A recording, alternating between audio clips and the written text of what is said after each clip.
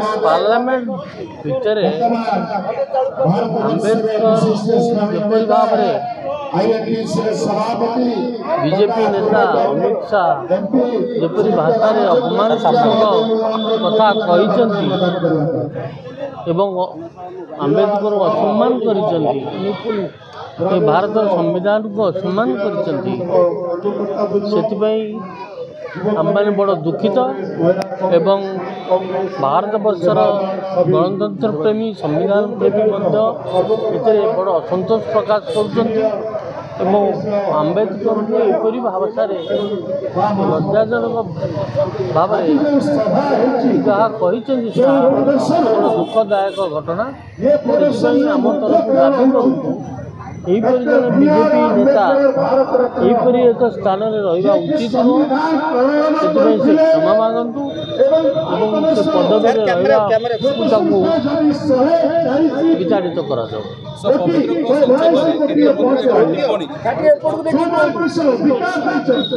बड़ लज्जाजनक बड़ दुखदायक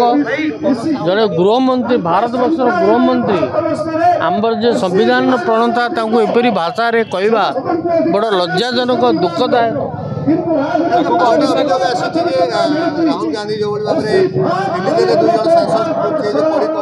राहुल गांधी ठेली देवार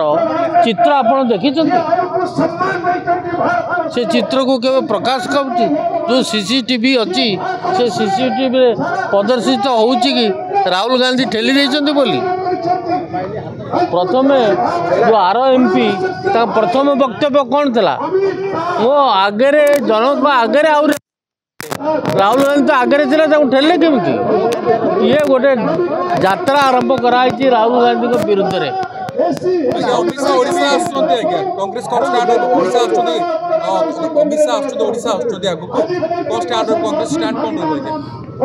ओडिशा से बारंबार आसी पारती मोदी भी बारंबार आसुँच पुणी आसवे बोली टीवी कहते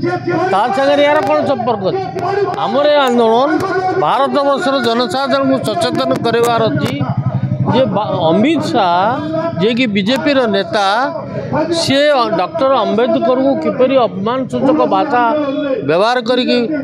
आम मान भारतवासी को लज्जित करुँच यही आम दुखदायक घटना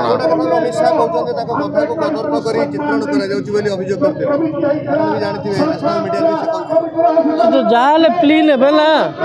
किंतु समस्त तो जानती खबर कागज बाहर से कि भाषा व्यवहार कर वक्तव्य देइचंदी आंबेडकर विरुद्ध में सेटा कौन लिभि जाइए कि